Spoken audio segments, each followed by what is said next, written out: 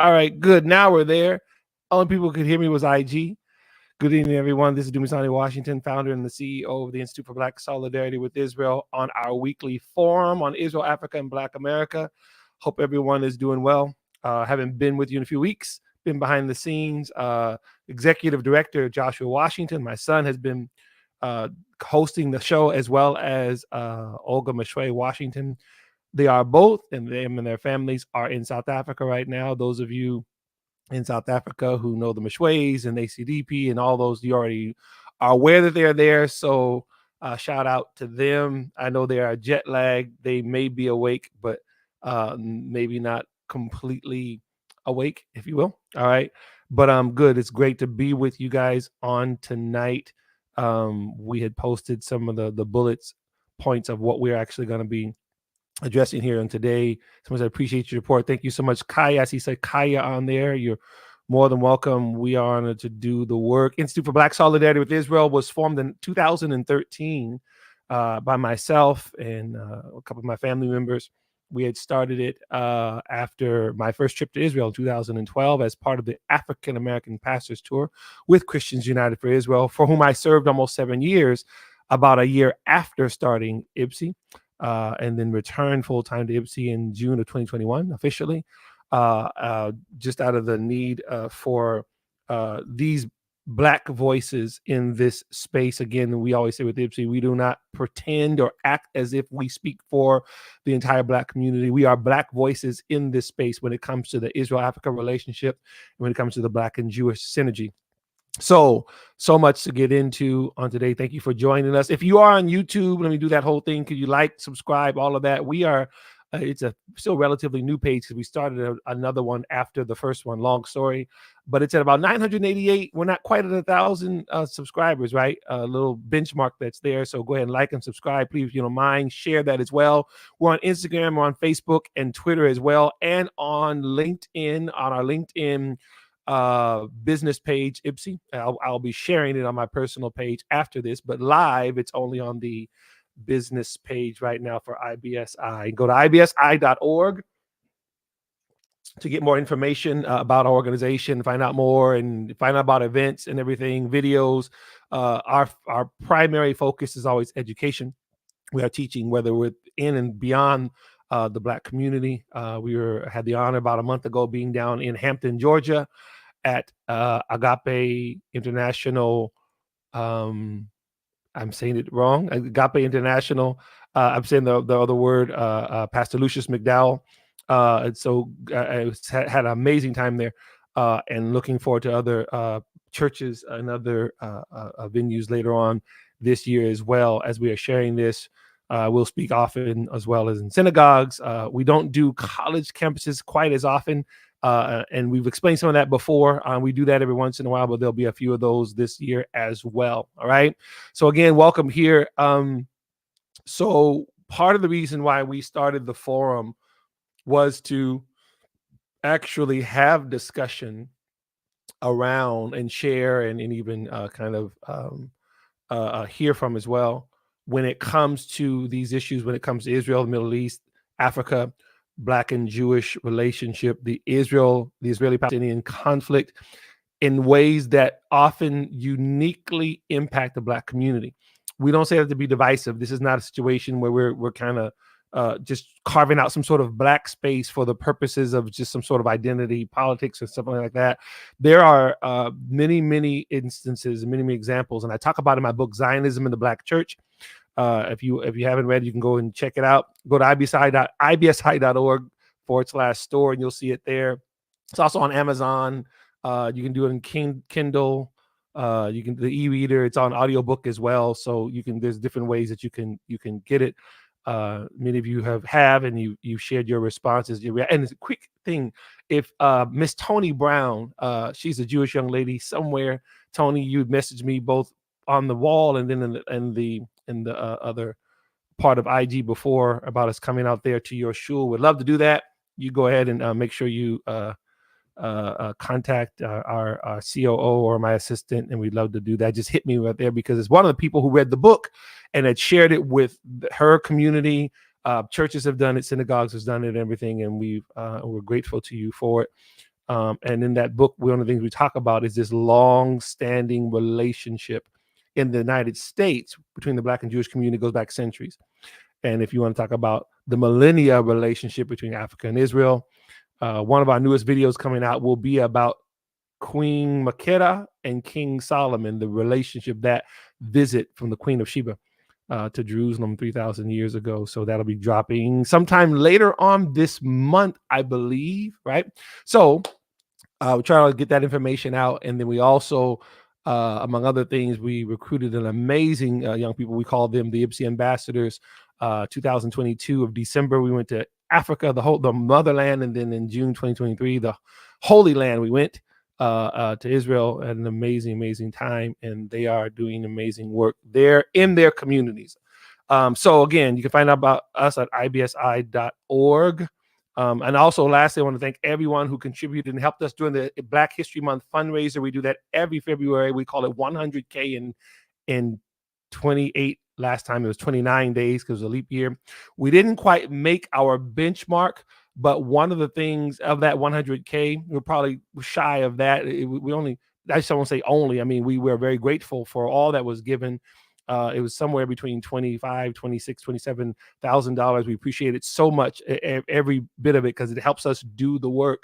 But one of the things that we're so excited about as well is that there's so many new donors that have been added, right? That have sought some of the work that we've done. They've responded to that by sharing some of their contributions and everything. We so appreciate it. Our live events.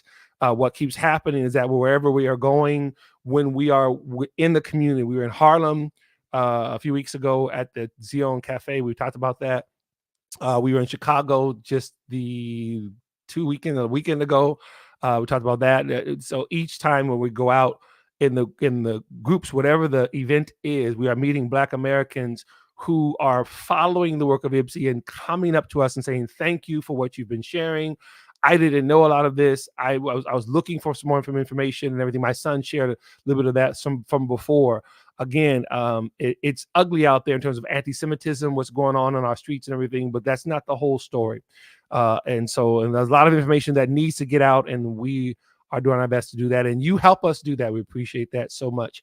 All right. So I don't know that we'll get to everything here, but we're going to do our best. Not so much rush through. We'll take our time, and then we'll pick up on some other stuff. But we need to deal with a little bit of the Netanyahu Biden clash, if you will, and I'll come to that in a second.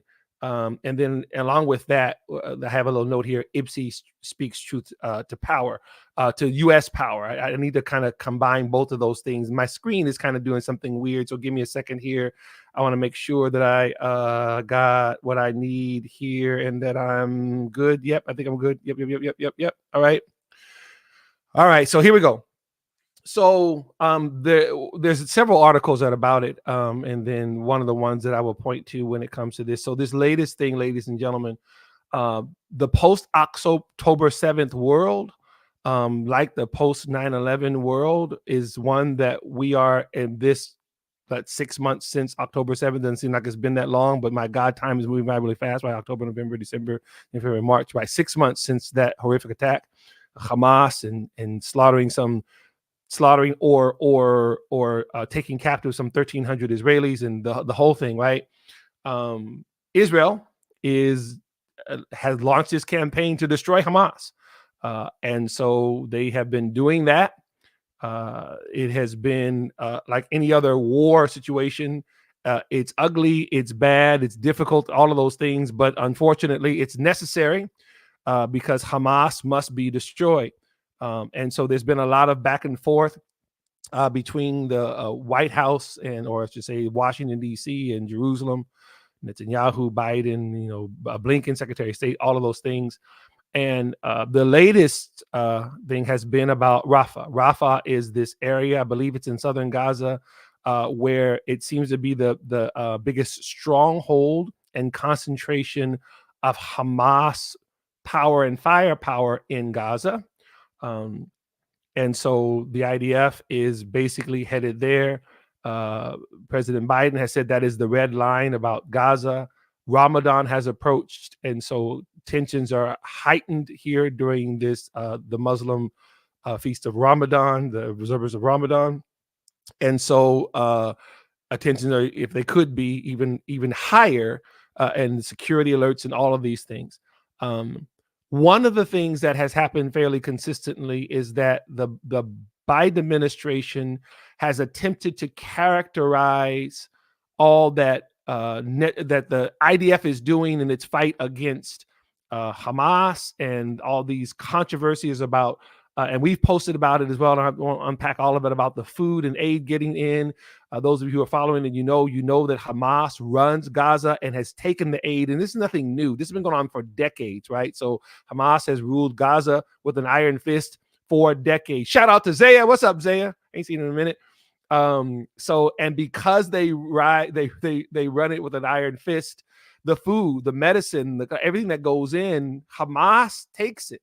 They take it and they leave whatever scraps, or charge the people of Gaza to buy the supplies that have already been paid for by U.S. taxpayers, EU taxpayers. You know, the aid that goes in is international aid, and it comes from the tax-paying public of the people who contribute to groups like the United Nations Relief Works Agency for Palestinian Refugees, which is UNRWA, which is just a Hamas shill, right? So you have a network where Hamas is concerned, like a mafia, right? It is a terrorist organization, and they run the Gaza Ministry of Health is Hamas. The mayor of Gaza City is Hamas, right? And then I have a couple of comments around that. I mean, it may sound cartoonish to people. It may sound conspiratorial, but like our Jewish friend said, just because it sounds conspiratorial doesn't mean it's not a real conspiracy, right? When you're talking about, United Nations, different agencies within the United Nations, groups like Amnesty International, Oxfam, they unfortunately have a history at times of being fairly either anti-Israel, at least with some anti-Israel bias in what it is that they do, right? And people who point that out start to sound like, oh, are you saying that all those people and organizations have a problem with Israel? Yes, I'm saying it. And can we talk to Black folks for a moment?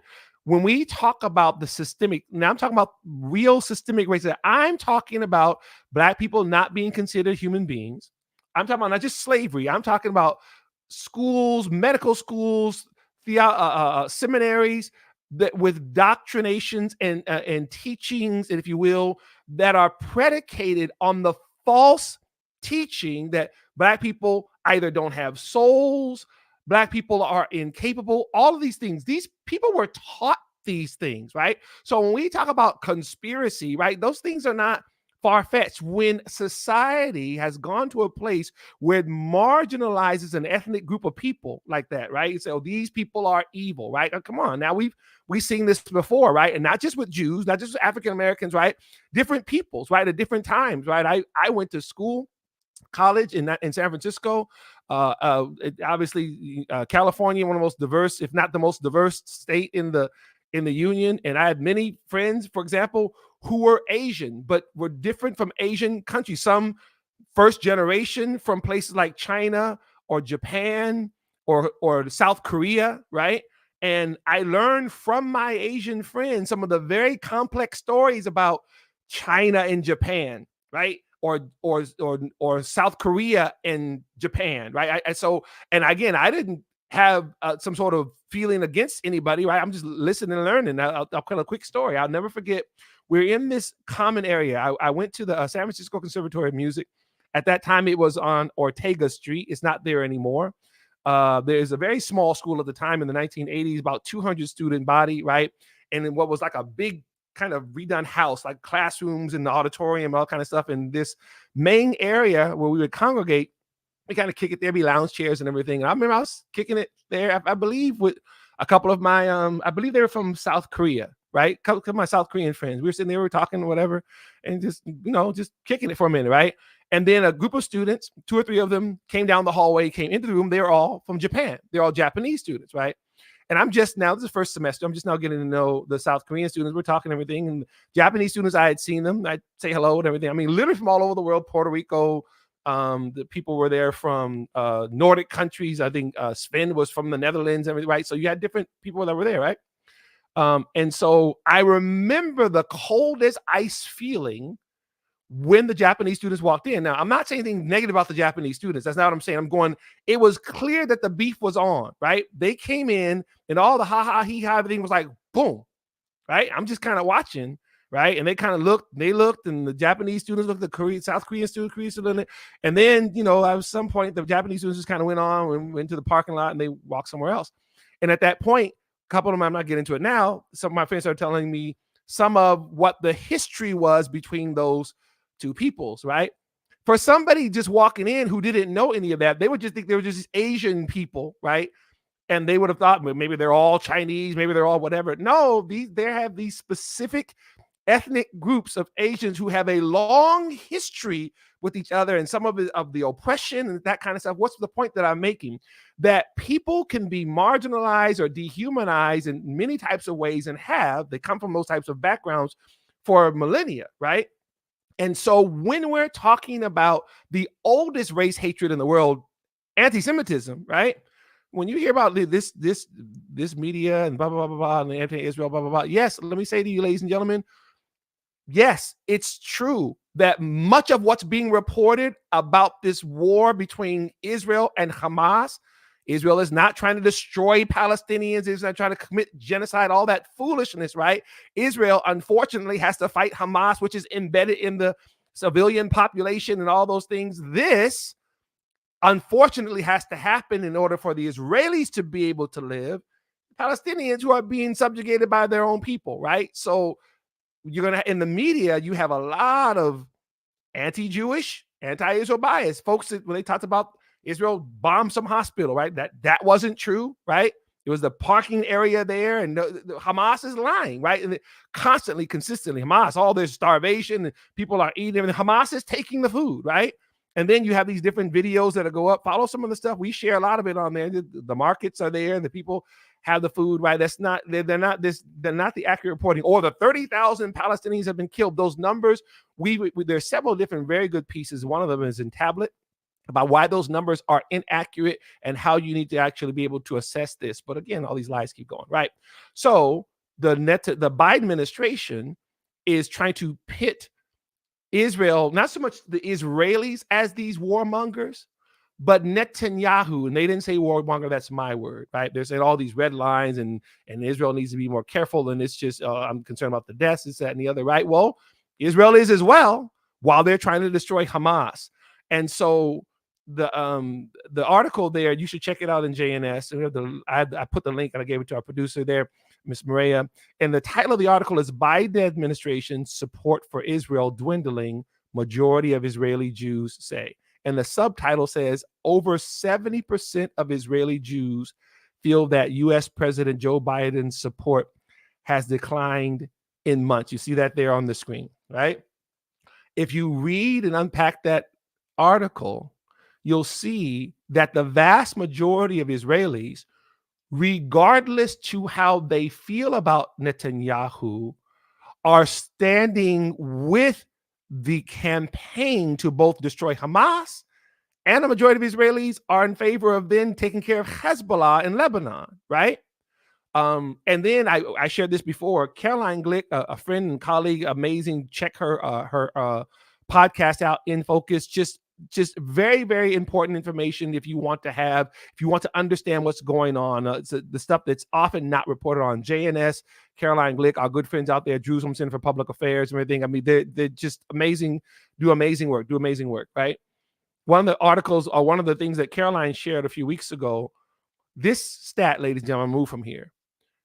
When polled, when Israelis were asked about whether or not they were now still or are in favor of a two-state solution, whether it's Hamas or the PLO that runs the Palestinian state, 92% of Israeli Jews said no, not in favor of two-state solution, especially post October 7th. And 87% of Israeli Jews and Arabs, which I believe someone put the percentage at 85 or so, which would, the calculation would be some 80+% of Israeli Arabs said no.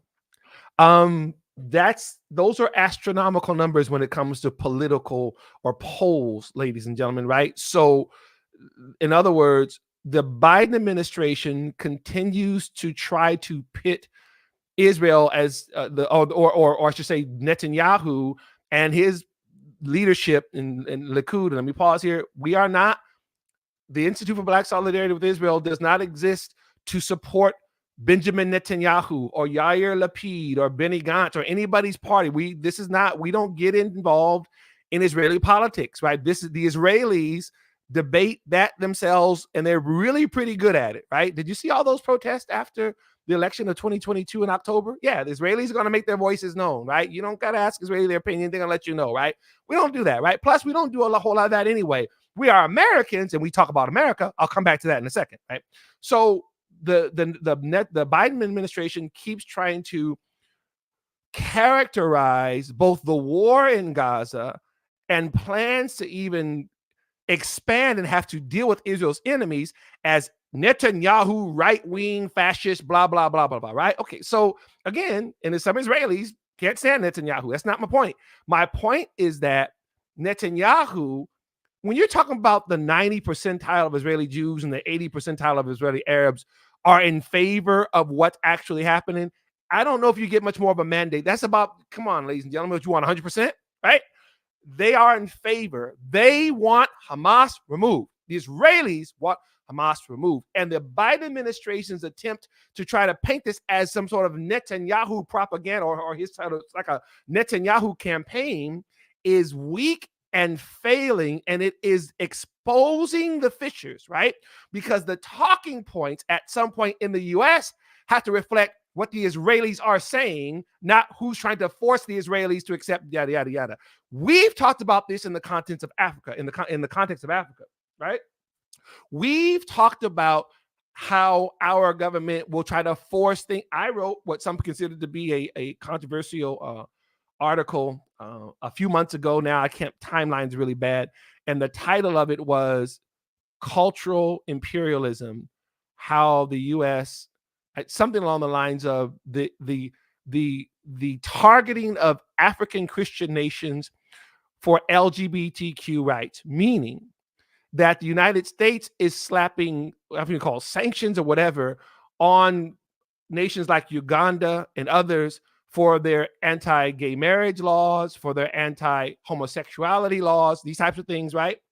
Regardless of what your stance is on it, while saying nothing to other nations like Iran, who kills gays, Qatar, who kills gays, right? So if you're going to actually fight for the LGBTQ community, at least have some integrity and some sort of consistency and act that way with everyone. No, they're singling out Black, African, Christian nations, while other nations, which those anti-gay laws are even more draconian, they're saying nothing to them. And what's the point that we're making? That's the United States not actually defending human rights, right? That's the United States using the United States government, not its people, using its power manipulatively for whatever its goals are. And that's what this administration is attempting to do to Israel. So my next thing. Sometimes there are times when IBSI shares those types of articles and opinions, and then sometimes I'll just share something on my own wall, right? There'll be different things, and sometimes they get a certain amount of pushback, right? Meaning, we are the Institute for Black Solidarity with Israel is an American-based organization. So I say American, but my daughter-in-law, for example, is South African, and we have different affiliates and workers who are both here in the States and then in the African diaspora in the UK and as well as in Africa, right? In Africa and then in other parts of the diaspora. But the founders and the main ones who speak for IBSI are Americans. So we speak truth to power. Just like I said, as far as the Israeli government is concerned, we let the Israelis do that.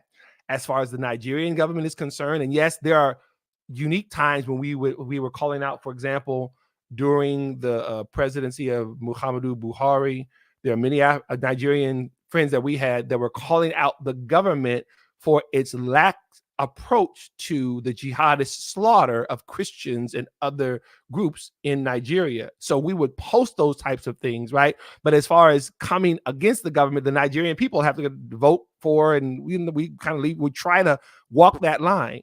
However, we are American citizens. My ancestors have been here for centuries before it was America, right? Slaves were brought here in the 1600s. And we respectfully will criticize our government as we see fit. With all due respect, if that offends you, with all due respect, that is not our concern. It's just not, right? We don't say or present things to be provocative. You go on our Substack and you go on IBSI.org, click on Africa Israel Weekly. We've written about these things. We have a staff of writers. The other writers will be joining us as well. We've written about what these things. We have been critical. We've been critical of this administration. When it was time, we were critical of what the Trump administration did. In all objectivity, it was one of the most pro-Israel presidencies in the history of the United States. People, Trump is that. See, all you Trump is a foo-foo head and all that kind of stuff. No, I'm talking about real policies on the ground. See, we don't play the defunding of UNRWA. The UNRWA that everybody's talking about now, Trump defunded them and he stopped funding them in 2018. The Taylor Force Act that was passed by Congress and signed by the president that made it literally illegal for the United States government to fund the Palestinian Authority, knowing they were going to be using it for terrorism, Trump administration, right? So for those talking about, but Trump is this, Trump is that. See, when you get all into the fields, I don't have time. I don't have time. I'm talking about on the ground. The first president, for example, since forever, right? Clinton, Bush, Obama, particularly Bush and Obama, and then later on Biden, never uttered a word about Christians being slaughtered in Iraq, in Iran, in Nigeria, right? Trump, love him or hate him, actually confronted Muhammadu Buhari and said, why are you killing Christians in Nigeria? People laughed at him and everything. He said, you can laugh at him if you want. Which American president has brought it up, right?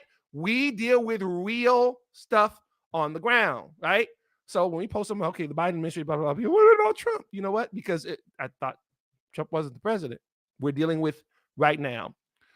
So when we're talking about the billions in funding to Islamic terror, whether it's to Hamas, through UNRWA, whether it's to the Palestinian Authority, whether it's sanction relief to Iran, that led up to October 7th, it's very hard for Palestinian terrorists to pull off on October 7th without billions of dollars in funding. See, these types of things, when we say those types of things, some people, they get upset. We're not trying to make people upset. We're just being real, right? So if we're going to actually defend a strong U.S.-Israel relationship, somebody has to speak to the power, right? And that's what we try to do. Doesn't mean we think we're perfect, that we don't make any mistakes. No, but we're going to be real about it, right? So we're going to fund, especially, do you know about after the first year of Biden's administration, the Cooper families that are now, I don't know where the lawsuit is now, we're going to have to do some research, but they actually are suing the Biden administration for funding the victims of American victims of terrorism, right? Because the Taylor Force Act was named for an American, I believe he was a West Point graduate, if I'm not mistaken, who was stabbed to death by a Palestinian terrorist in Tel Aviv, right? And it just, if you go on Google, if you don't know about it already, right? So these are the things that were actually done during the Trump administration, right? And the Biden administration started funding almost day one, starts funding UNRWA, violates Taylor Force Act, starts flooding billions of dollars, right?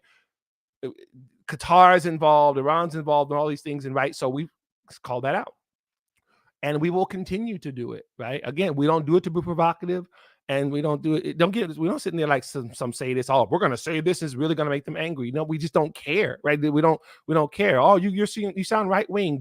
If you truly understood how me with my black grown 57-year-old self don't care about what you think I sound like to you, goodness, you have to wrap your brain around the fact that we really don't care.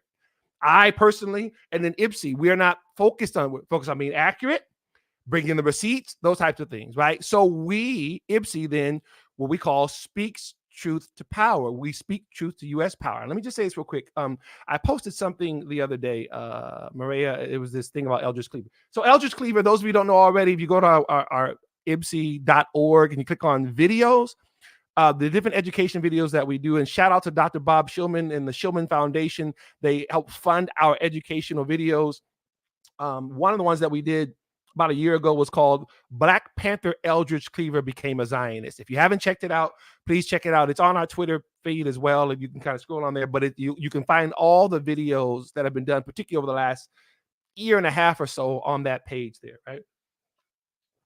IBSI.org/videos, right?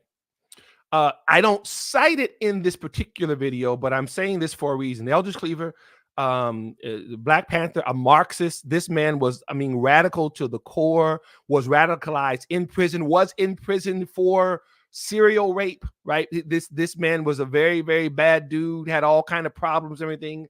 And when he landed, he was in juvie for a while. And he winds up in jail, does almost about a decade in Fulton County Prison. He gets out. He joins the Black Panthers, goes from LA up to Oakland. We tell that whole story, right? So in that story, if you check out the video, I'm not going to do the whole thing. The reason why he got red pilled, right? He leaves, he flees, goes to Cuba. He's fleeing law enforcement. He goes to Algeria, goes to all these different communist nations. He sees communism for real. And he sees African slaves for real in Mauritania and Algeria. This dude walked the walk and talked the talk, right? He was going to go get arms and arms training in Cuba, come back. And in his words, he was going to not just overthrow the government, he was going to cut Nixon's head off. These were his words, right? That's how this dude, that's where he was. He was completely about as far left and radical as you can be. He learned the truth after 7 years of actually hanging around with people he thought were his friends and the friends of Black community. He came back, completely changed man, got saved, became a Christian, became a Zionist, spoke out for Israel, the whole thing, right? And he died in the 1980s, I believe it was, right? It's all in the video. Well, one of the things that he actually says, this is on a separate article that I don't cite there. I cite it in my book, Zionism in the Black Church, in an article entitled He Chose to Switch Then Fight. There's a little comment that he made, and you'll see the thing there that this particular quote isn't on there, but that's what it looks like. If you go on my Twitter feed, you'll see that. It's also on the IBSI's Facebook page. You can click on it. You can actually look at the actual article. And he actually said, Eldridge Cleaver, this is 1975. Again, he's back. He's red-pilled and everything like that. The man's going a different direction. And this is the quote that I have on my tweet there from the other day. 1975, former Black Panther turned Zionist Eldridge Cleaver said that in the event of increasing conflicting U.S.-Israel interests in the Middle East, the U.S. government was, quote, capable of sacrificing Israel, end quote. Cleaver was referring specifically to Arab states using, quote, oil as a weapon, end quote. Of course, the Islamic Republic of Iran, to which the U.S. government is inexplicably catering now, and we have all those receipts, ladies and gentlemen, the sanctions relief, the whole nuclear weapons capability, that whole thing, right? And for those of you who love the Biden administration and you're dyed-in-the-wool Democrat and it hurts your feelings that somebody could, whatever, that's what's going on, right? All the receipts. It would not materialize until 1979, 4 years after Cleaver had come back and begun to advocate for Israel and all those things. The more I see the U.S. support Iranian hegemony, which is control there in the region, the more I reflect on Cleaver's words, mainly the sacrificing Israel part. They go on to say Black American civil rights leaders, Dr. King, Bayard Rustin, Eldridge Cleaver, A. Philip Randolph, Roy Wilkins, who was the head of the NAACP during the whole Zionism is racism and on, they seem the most prescient, the most prophetic regarding Israel's ultimate relationship with the West. What do I mean? I'm not saying something just negative and being doom and gloom. Those Black leaders not only defended Israel, not only stood with Israel, but were also willing, right, to speak truth to power to the United Nations if they felt that U.S. policy needed to be checked out or whatever like that, right? They're on record, right, again, not hating America, right? These Americans, IBSI doesn't hate America, right? This is our country. Our fathers fought for it as well. Right? We love the freedoms that are here, right? Although they're being threatened and all those types of things, still the freest, most democratic nation on the planet. I don't know how much longer, right? But again, constitutional republic. It used to be a free market economy. I can't get out that anyway. But again, love our nation enough to speak truth to power to it, right? So when Eldridge Cleaver was surmising that based on what he was seeing on a geopolitical stage, that it was credibly, it needs to be accepted that the United States could very well at some point jettison its relationship with Israel, right? He was not saying that as somebody, if I can, and I'm saying that based on having studied, right? I'm not trying to get in the man's head, just having read those quotes in other writings of his, right? He wasn't just trashing America. What he was saying was that American interests in the region could go to the point where they side more with Israel's enemies than Israel for its own interest, right? God forbid, but right, and fast forward to 2024, and you watch the type of capitulation to Iran. Iran and its proxies are attacking U.S. soldiers there through the Houthis and others, right? And the media doesn't even really talk about it, right? It's as if it's not even happening. It's as if the Biden administration so doesn't want to rile the mullahs, right, that it's willing for Iran to get away with almost anything, right, including the proxies that are Hamas, Hezbollah, Islamic Jihad, right? Israel is surrounded by what my friend Eric Stakelbeck calls a ring of fire, right? And every one of those terrorist groups is either funded by or connected to in some way the Islamic Republic of Iran, not the people of Iran, the Islamic Republic of Iran, right? Greatly enhanced and empowered by the United States government, right? That's just is what it is, right? That sounds anti-American, right? So again, this is not the kiddie pool, this is the deep end, right? We're going to have to be real, right? That's what's actually happening. So while that's happening, when Eldridge Cleaver, almost 50 years ago, was looking at the relationship between Israel, the United States, and the United States and the Arab countries, and particularly oil-producing nations, he was saying that he could foresee the United States, throwing Israel overboard, throwing Israel under the bus for access to oil energy, right?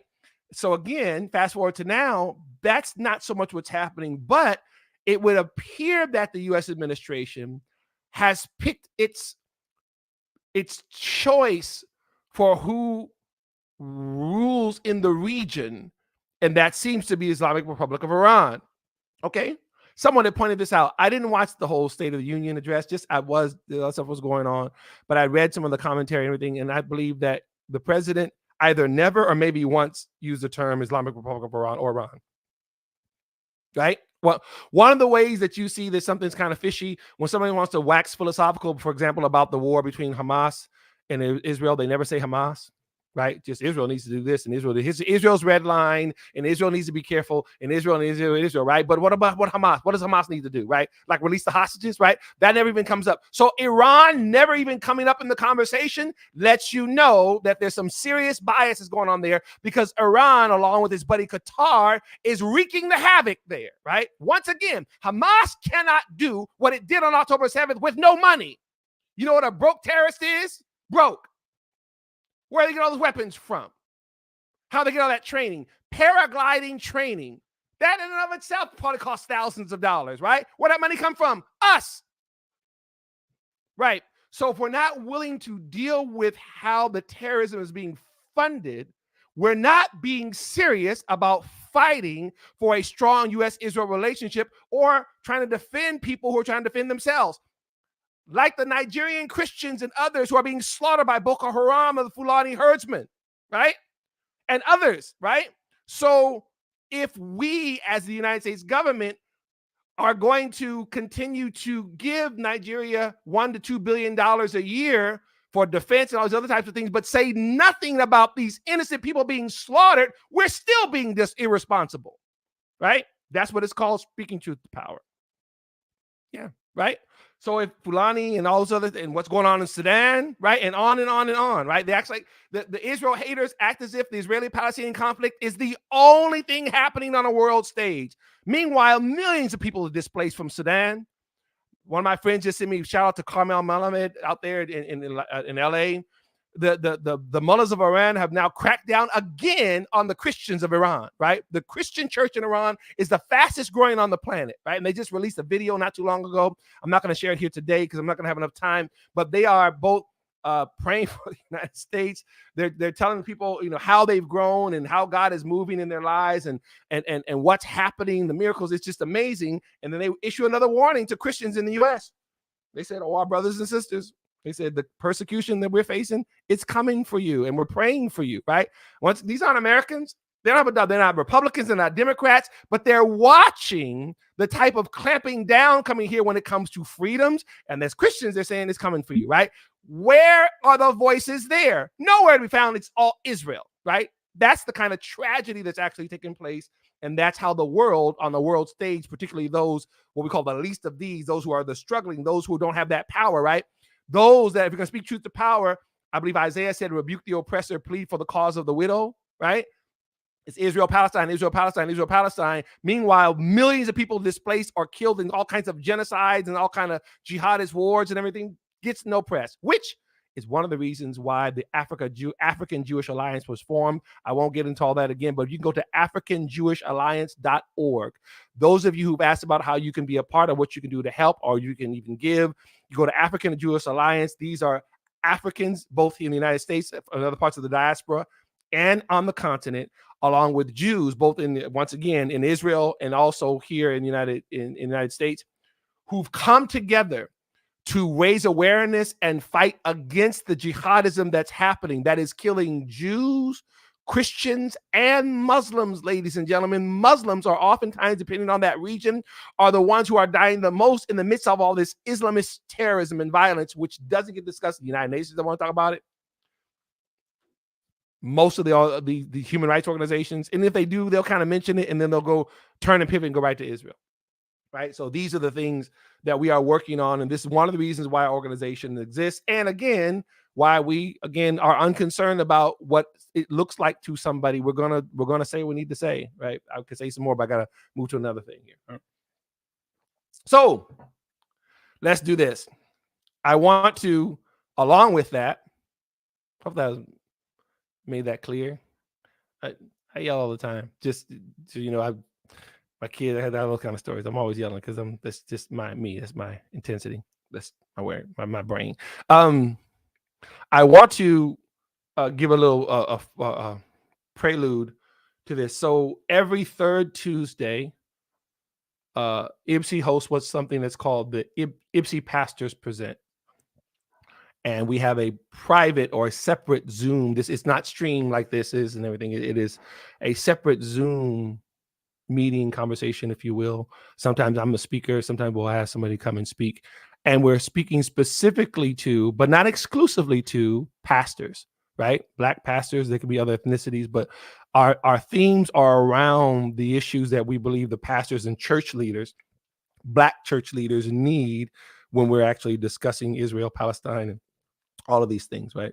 The one we had last month, we dealt with the letter that was written about in the New York Times about the 1,000+ Black pastors who signed a letter demanding a ceasefire, asking Joe Biden to have Israel declare a ceasefire, and was saying that the election was in jeopardy. We talked about that before. So I'm making sure. Okay, I see different comments, but I'm making sure that I'm not missing some here. Good evening. Hey, Pastor Hall, shout out to you, ma'am. How are you doing?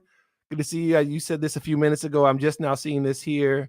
Take down that wall. Someone said Egypt, take down that wall. The wall between the Palestinians in Gaza and Egypt. Yeah, that's right. Because there's a whole the security.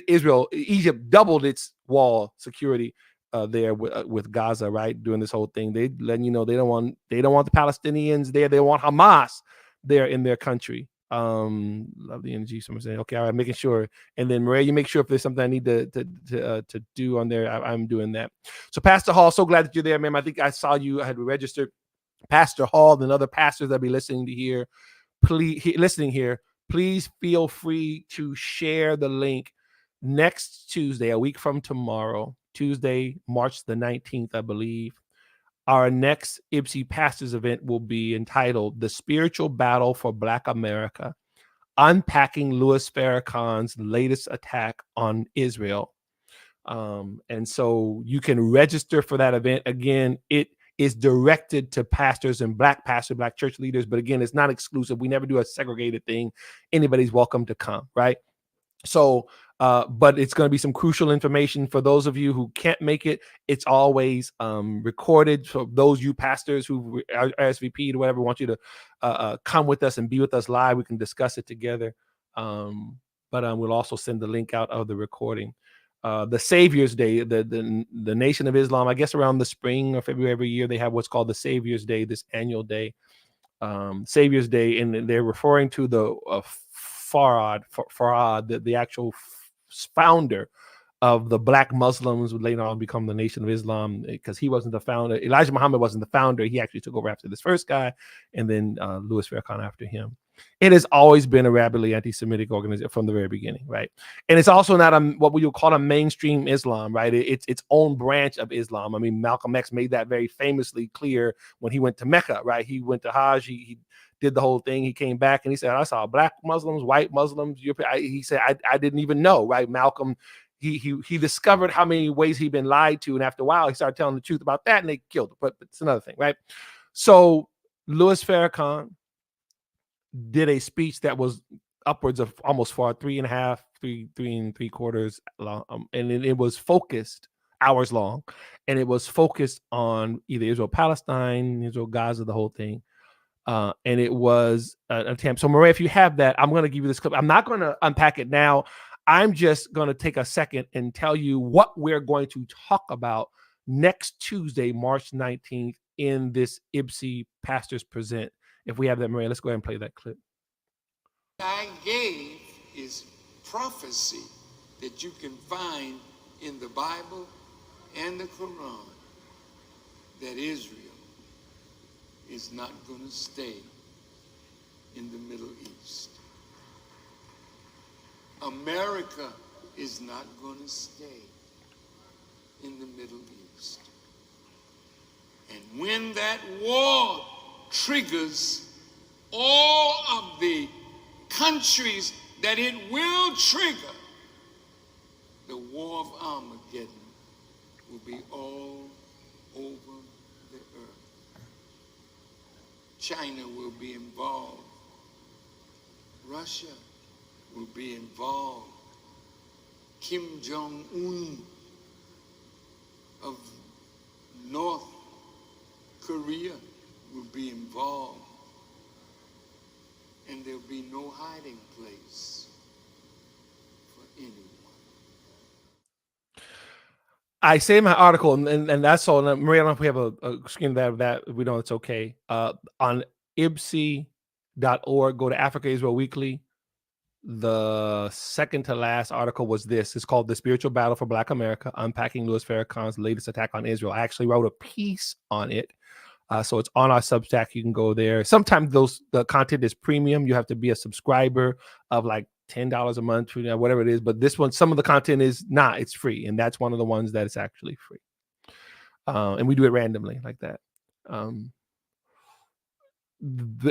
The presentation next week will be primarily from even though IBSI is not a Christian or a religious organization, but I am a pastor. It will be from a pastor to other pastors, church leaders, ministry leaders, right? Now, as of now, we have over 60 RSVPs, right? And there I can see from just the name, some are Jewish, some are non-Jewish, right? There's different ethnicities that are there. And so you'll see there, somebody's found their Palestinian flag emoji on Instagram. He's clicking like a good little boy. There you go. You just click that thing. You click that thing. You're so proud. You're so strong. Anyway,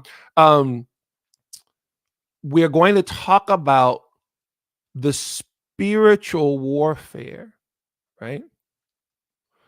That Louis Farrakhan, and it's not really about Louis Farrakhan or the Nation of Islam. We're using him as an object lesson, but we're going to actually talk about what methods he's using. This goes way back. It's nothing is new, right? But we're going to talk about why he would reference the Battle of Armageddon, his term, which comes from the Hebrew prophet Ezekiel, and then lies or deceives and at least infers that battle means Israel. He starts off by saying Israel will not remain in the Middle East, right? And then he talks about the war. And he talks about what is traditional as Gog Magog. He's talking about Russia. He's talking about China. He refers to North Korea and others going to come. There's that. When you see that war, basically saying when you see that war, just know that Israel is going to be removed. That's the opposite of what I say in the article. That's tantamount to calling God a liar, right? That's not the case. But beyond him twisting scripture, why? Because he then from there goes on to speak specifically about the Black community and to Black youth. He warns Israel about reaching out to the Black youth. So now he's talking about to Israel and Israel supporters, and he makes a statement about the Black young people will not be controlled by the forces that control their fathers and grandfathers. That's a swipe at the civil rights community and other of those leaders who stood with Israel, fought against anti-Semitism, were in no way anti-Arab, right? That's his swipe, his attempt to then, it's also an acknowledgement of the fact that this connection with Israel in the Black community goes back centuries, right? That's his attempt to do that. But why? What's actually going on, right? Why, like the letter that was put in the New York Times, all the Black pastors, blah, blah, blah, that and the other. Here we are, Black folks, 13% of the population, right? Different areas and long history in terms of its the justice, slavery, Jim Crow, all these things, right? It has been this way for, in terms of the modern state of Israel, from the beginning, right? That there has, almost from the beginning, but particularly since the 60s, that both on the pro-Israel and the pro-Palestinian side, this focus on the Black community, especially the Black American community. Why, right? What is it that's actually being emphasized by this type of both false teaching, and the rhetoric, especially directed at Black folk, whether it's a SJP, whether it's a Louis Farrakhan, the Nation of Islam, right? And why do the Israel haters keep trying to tell you Black folks stand with Palestine, Black folks? If that's true, why do you have to keep saying it? If it's true that Black folks hate Israel, Black folks hate Jews, and Black folks stand with Israel, stand with Palestine, why do you keep having to say it over and over again? You know why? Because it's not true. Black folks are not a monolith like any other people, right? But there's a deep, deep connection when it comes. That's why I wrote about it in my book, Zionism in the Black Church. That's why the Negro spirituals. That's why the sermons. That's why the civil rights. That's why the Rosenwald schools. That's why the Harlem Renaissance. In terms of those people who actually had Rosenwald scholarships, people like Zora Neale Hurston and Langston Hughes, and on and on and on, right? These deep, deep, deep connections, right? And what it actually means, Black leaders in particular, we need to understand it so that beyond the geopolitical, Hamas, Hezbollah, Islamic Jihad, Gaza, Judea, Samaria, Lebanon, all these things that we need to, United Nations, pastors, there are some spiritual truths that are actually being, it's funny. They're all you Christians, and you always try to make it all spiritual. It's funny. Hamas was slaughtering Israelis, and you saw in the video shouting Allahu Akbar. It's funny. Israel's enemies know it's a spiritual war. It's the oftentimes pro-Israel side that don't know it's a spiritual war. That don't mean you got to put a bandana around your head and go run around and say whatever. I'm saying you need to at least you need to understand. So when it comes to the Black connection, it's deeply spiritual. I'll never forget, I had a conversation with a Jewish friend of mine about a year or two ago who had some built-in biases when it came to the Christian community for lots of reasons. That this person, I'm not going to say where they're from, but it's another part of the world, and they had seen atrocities perpetrated on their community by Christians, right? People who claim to be Christians, deaths, destruction, everything.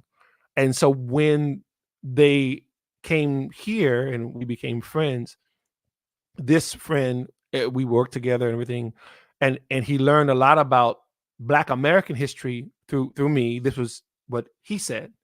I talked about the spirituals. I talked about what this God of Abraham, Isaac, and Jacob became to us as a people during slavery and all that. Not that we didn't know this already. I mean, Israel became a nation in Africa, right? I know the Egyptians get mad when you say that. My Egyptian brothers and sisters, Egypt is in Africa. But anyway, it's another conversation for another day, right? So he said to me, Dumisani, I now have a better understanding of the Black American relationship with Christianity. I now see through what you shared with me what it meant for you, how for Black Americans. He said, I see. He didn't become a Christian, right? He didn't convert from his Judaism to Christianity, right? We would have talked about it, right? I wasn't trying to proselytize him, but again, I told people have talked to me about it before. You want to pray, we'll pray, right? I'm not trying to force you anything. I walk and preach and teach the gospel, right? And so I'm trying to force it down anybody's throat. It's another conversation for another day. But he said to me, I understand it differently now. I see the connections now based on what I've learned about this as I've watched you.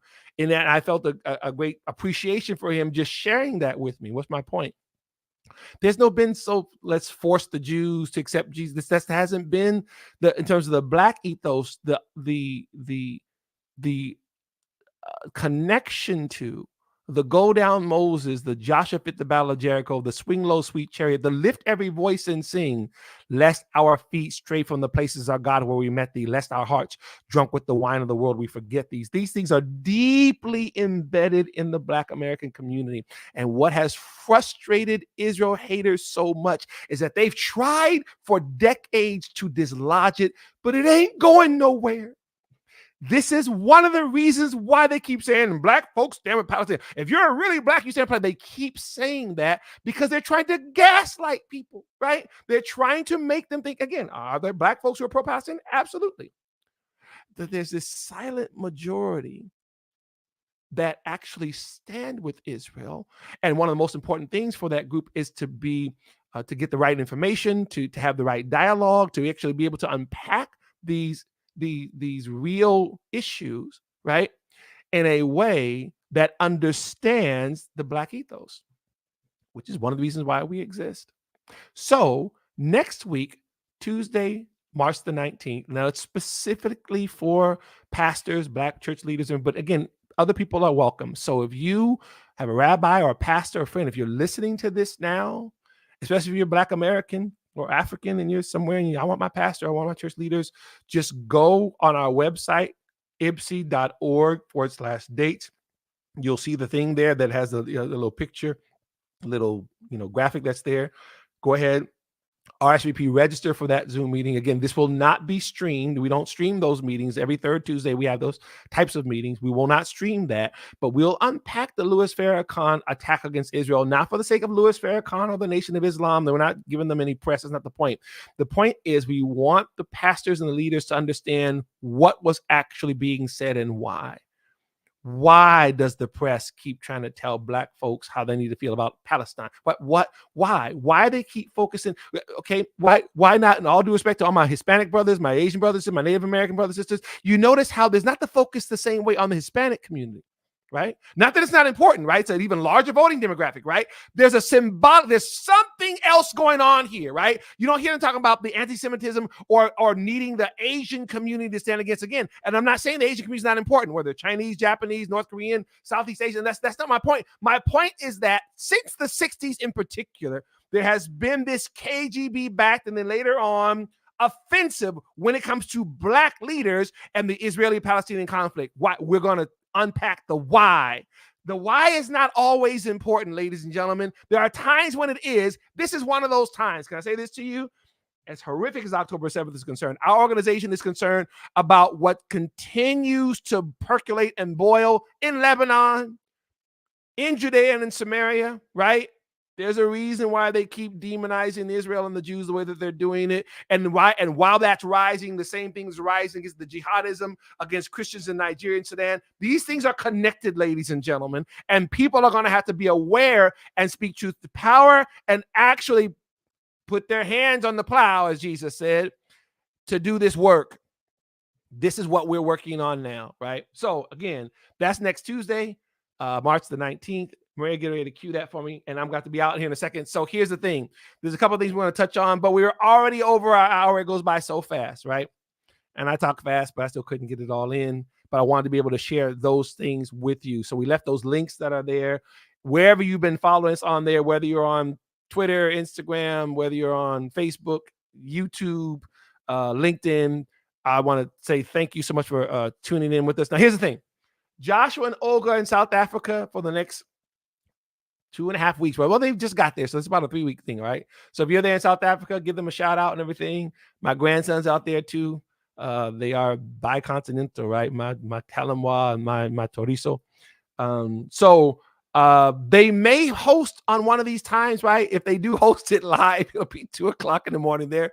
Or they might do something recorded and send it into us, right? Joshua's going to record a couple of editions of the JW Show, his podcast, which is also on Substack, IBSI.org. Go to Africa Israel Weekly, right? And you'll see on our Substack there is both the articles, podcasts. There'll be some video content on there as well. At least there's one video thing on there now, but you'll have some more on there.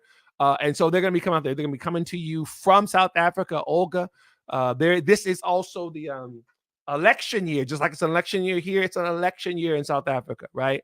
And so obviously our family members are members of parliament. Reverend Kenneth Mashwe is the head of the African Christian Democratic Party, ACDP, African Christian Democratic Party, a minority party there in South Africa that may very well be gaining many seats this election season. It's a crucial time.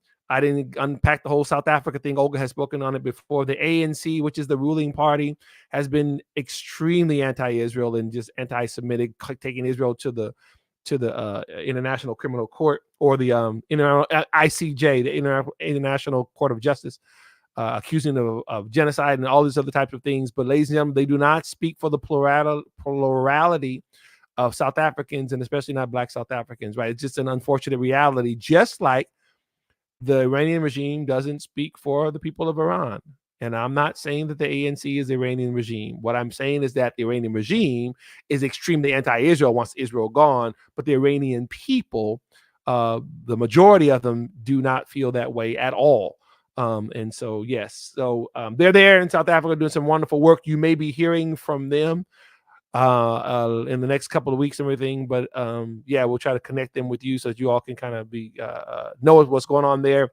Olga is also the CEO of DAISY, Defend, Embrace, Invest, Support Israel. And so our organizations are joined together by family. So we do this Israel-Africa work both here in the United States and on the continent. So there's much, much, much more in store. So that's all for now. I want to thank you so much for joining us, everyone. It's been great to hang out with you. We are here every Monday at 8 p.m. Eastern. And this is called Israel's IBSI's Forum on Israel, Africa, and Black America. I'm Dumisani Washington, the CEO and founder. It's been so great to be with you. Again, pastors that are here, church leaders that are here, join us next Tuesday at March the 19th at 8 p.m. Eastern. You can go on abc.org/dates and you can RSVP for that event that's going to be entitled, The Spiritual Battle for Black America, unpacking Louis Farrakhan's latest attack on Israel. Again, we had over 60 RSVPs already. We're excited to receive you all and looking forward to being with you, all right? You all have a great week, all right? Talk to you again soon. Hopefully see you all next week. Goodbye, everybody.